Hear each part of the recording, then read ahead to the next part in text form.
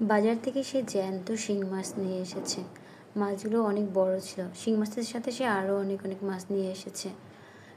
তো আজকের আমার পালা হবে।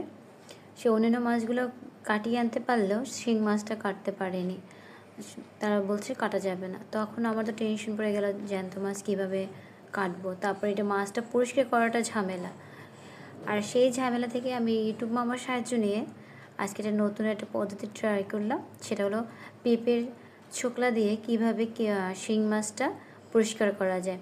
কারণ শিং মাছটা কাটা যেমন কষ্ট, পরিষ্কার করাটাও তেমন কষ্ট। তো প্রথমে তো লবণ মেখে রেখেছিলাম, তারপর শিং মাছটা মরে যাওয়ার পরে কেটেছিলাম।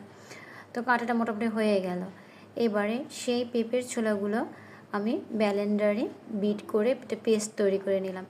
সেই পেস্ট আমি শিং মাছের সাথে ভালো করে মাখিয়ে নিয়েছি। তবে লক্ষ্য রাখবেন, শিং মাছের পেটে যদি ডিম থাকে সেই ডিমটা আগেই বের করে রাখবো, নইলে এগুলো ডিমটা নষ্ট করে দিতে পারে। অনেকে বলে যে পেঁপে দিলে মাছটা নাকি নরম হয়ে যায়।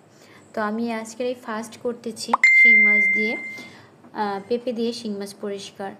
তো প্রথমে এটা হলো প্রায় 1.5 ঘন্টার মতো ভিজিয়ে রেখেছিলাম। তারপরে উঠছে, তবে কিন্তু ভালো করে এটা আপনার হাতের সাহায্যে ভালো করে ঘষে নিতে হবে, কারণ এটা কিন্তু খুব সহজে যায় না, ঠিক আছে।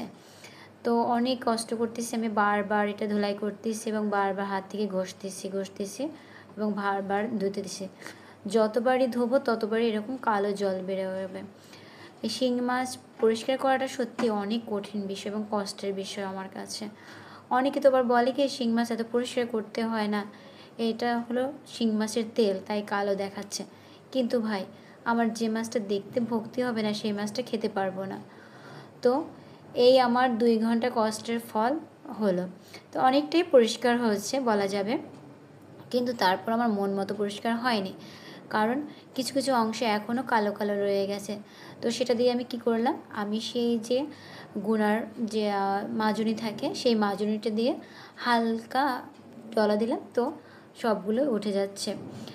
তা আমি কিন্তু এইটা প্রথমেই করি, যখন আমি পেঁপের খোসা দিয়ে না করি, সরাসরি কিন্তু এইভাবে স্টিলের যে মাজুনি থাকে গুনার, এই মাজুনি থেকে ঘষলেই কিন্তু শিং মাছটা পরিষ্কার হয়ে যায় এবং এত সময়ও লাগে না। 1.5 ঘন্টা 2 ঘন্টা ধরে ভিজিয়েও রাখার প্রয়োজন হয় না।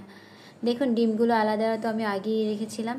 আর এই যে শিং মাছের ভিতরে 2 পাশে 2টো রগ থাকে, রগের ভিতরে কিন্তু ময়লা থাকে। দেখুন কতগুলো বের হয়েছে এই মাছগুলো থেকে। অনেকে আবার এই মাছের ভিতরে এই অংশটা ফালায় না, যা আমার খেতে খুবই বিরক্তি লাগে।